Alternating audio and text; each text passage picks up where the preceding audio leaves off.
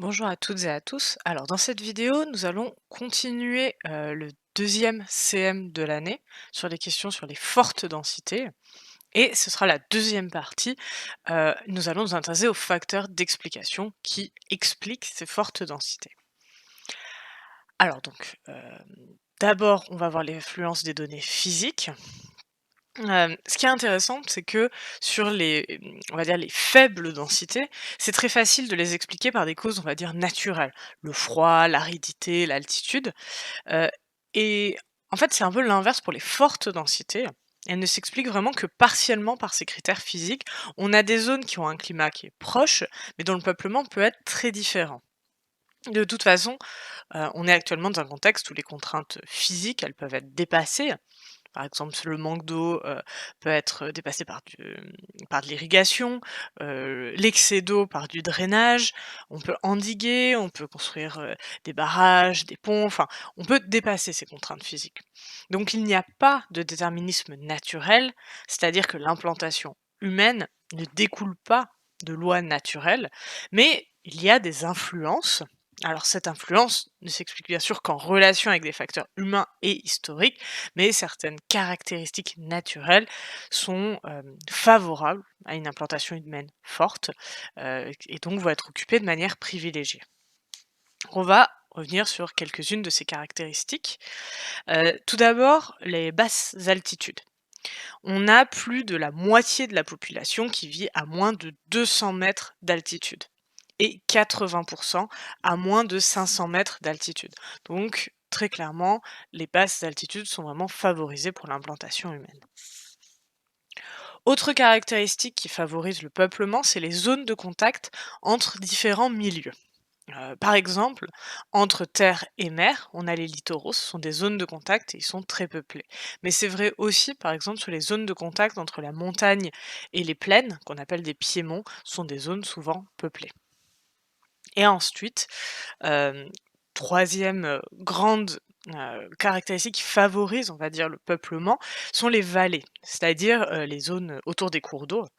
Parce que la présence de cours d'eau, elle permet d'avoir des axes de circulation, c'était particulièrement utile auparavant, mais aussi des ressources et notamment la ressource, on va dire, la plus importante, l'eau douce, mais aussi, à proximité des cours d'eau, ce sont des terres alluviales, c'est-à-dire, où, les limons du cours d'eau se sont déposés, depuis longtemps, et elles sont souvent fertiles. Et ce qui est fascinant, c'est que là, on le voit à l'échelle mondiale, 2 grands cours d'eau qui apparaissent, particulièrement par leur peuplement. Ici, vous voyez le Nil, se détacher au milieu, du désert, et là, cette zone particulièrement sombre, c'est la vallée du Gange. Donc c'est pas forcément vrai, hein, pour plein d'autres raisons. Le cours d'eau de l'Amazone, qui est le plus grand fleuve du monde, n'apparaît nullement sur cette carte. C'est bien la preuve que voilà, c'est pas un déterminisme, hein, ça va pas de soi, mais ça favorise. Des fois, on pense que la qualité des sols, peuvent être, un facteur pour le peuplement et c'est pas forcément le cas. Par exemple, on a des sols très fertiles au nord de l'Europe, des sols de l'os, qui sont faiblement peuplés à cause du développement de l'agriculture productiviste qui demande peu de main-d'œuvre et donc, bah, elles sont peu peuplées parce qu'il y a pas besoin de fixer la population à ces endroits-là. Donc le milieu physique peut donner, des conditions favorables, mais la densité, elle dépend avant tout, des facteurs humains. Et c'est ce qu'on va développer, hein, un peu plus longuement, puisque c'est plus important, les facteurs humains et historiques qui expliquent les zones de forte densité. Donc on a vu dans l'introduction, que, les implantations humaines, elles sont héritées, sur le temps long, depuis le néolithique.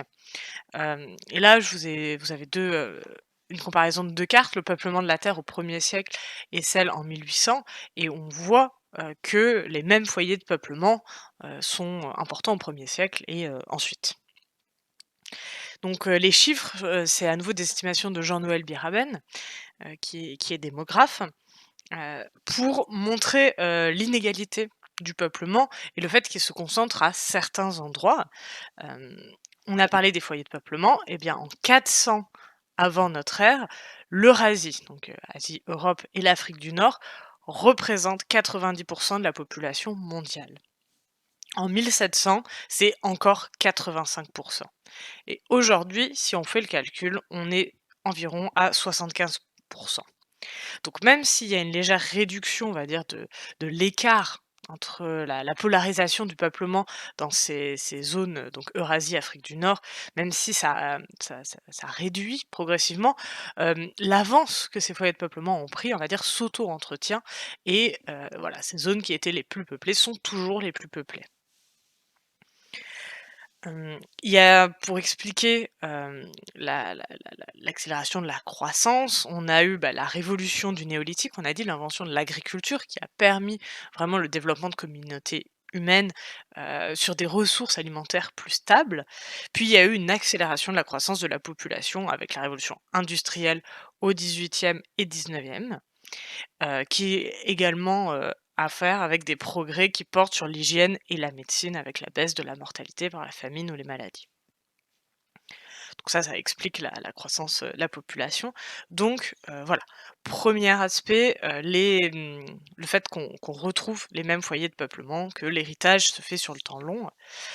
Ensuite, 2e aspect, l'influence des migrations et ça, l'influence des migrations, ça va pas expliquer les grands foyers de peuplement. Par contre, ça va très bien expliquer des foyers de peuplement à l'échelle plutôt locale. Alors «locale» entre guillemets, hein, des fois c'est à l'échelle d'un pays, hem et ces migrations importantes qui ont un rôle sur, la répartition de la population, sont les migrations qui sont liées aux colonies de peuplement. Par exemple, les colonies de peuplement, c'est quand, un État a colonisé, un espace et décide qu'il faut le peupler et ça a été le cas des Espagnols et des Portugais en Amérique latine.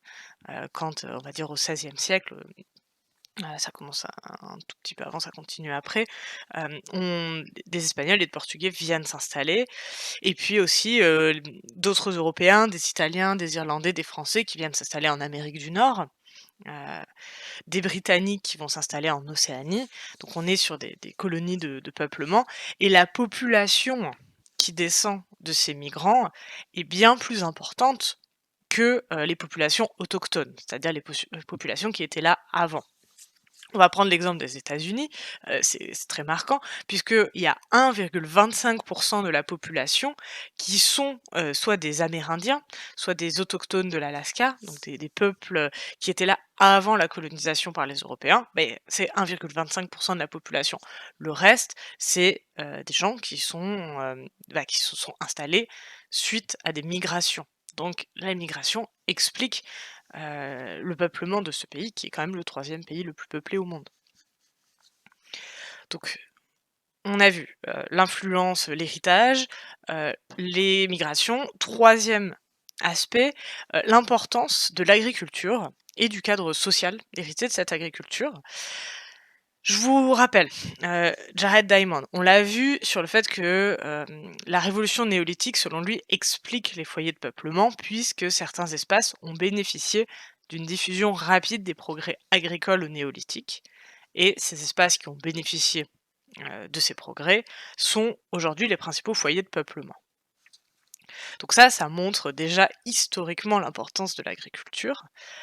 On peut parler, maintenant, de manière plus générale, donc pareil, hein, ça s'inscrit, historiquement, c'est pas une nouveauté, mais sur les méthodes agricoles d'Asie du Sud-Est, qui peuvent expliquer, au moins en partie, l'importance du foyer de population. Parce que ces méthodes agricoles permettent d'obtenir de forts rendements et ont besoin de beaucoup de main-d'œuvre, donc peuvent nourrir une population importante et donnent de l'emploi à cette population. C'est Pierre Gouroux, qui, dans sa thèse en 1936, Les paysans du delta tonkinois, est le premier à proposer cette hypothèse, donc que les méthodes agricoles d'Asie du Sud-Est expliquent l'importance du foyer de population et donc je vais essayer de vous expliquer un peu sa démonstration. Donc l'agriculture qui est dominante, en Asie du Sud et de l'Est, c'est, la culture du riz, la riziculture et dans ces régions, on arrive à obtenir en fait 3 récoltes de riz par an, sans mécanisation, ni, sans aucun intrant chimique. Donc c'est une agriculture qui est ancienne et qui est encore aujourd'hui, pratiquée, et elle a permis la fixation d'une population dense, avant l'industrialisation. Alors, Voilà, je vous ai mis 2 diapos sur la riziculture pour illustrer, comment ça se passe. La riziculture, alors déjà, la première étape, c'est de labourer la terre, souvent avec un buffle, la construction de murs, qui autour de parcelles pour retenir l'eau. Ça peut être en terrasse, comme vous l'avez ici, ou sur un sol plat. L'idée, c'est que les cultures sont inondées lors des moussons, c'est-à-dire des saisons de fortes pluies le riz pousse, dans ces zones inondées la récolte est faite à la main. C'est ce que vous voyez ici. Donc ça permet de très forts rendements à l'hectare, ça permet de nourrir une population nombreuse, mais c'est aussi une agriculture qui requiert une main-d'œuvre très nombreuse. Récolte à la main, chaque plante, ça prend du temps et donc ça a fixé une population qui n'a pas besoin de migrer, qui n'a pas besoin de se déplacer pour trouver du travail. Il y a du travail agricole. On peut nourrir beaucoup de gens et on peut leur donner de l'emploi. Et donc cette riziculture intensive a permis à l'Asie des moussons, l'Asie des moussons, c'est-à-dire les zones où il y a des moussons, d'avoir des densités très élevées, qui sont généralement supérieures à 300 habitants au kilomètre carré. La structure agricole, autour d'une, riziculture intensive, ça a donné une avance durable, aux foyers de peuplement asiatique, heu, même si, dans certains espaces, le commerce a permis à certains territoires de s'affranchir des questions agricoles, par exemple, en Europe justement, ça fait un contraste entre le foyer de peuplement de l'Asie, qui s'appuie sur une civilisation rurale agricole, tandis que le foyer de peuplement européen s'appuie davantage sur les activités secondaires, comme les bassins miniers et tertiaires. Et en Europe, c'est les villes qui sont les principaux foyers de peuplement, alors que les campagnes, n'ont jamais été aussi denses en fait qu'en Asie. Donc voilà pour cette deuxième partie et dans une prochaine vidéo, on fera une troisième partie en présentant des études de cas pour développer un peu, les différentes zones densément peuplées.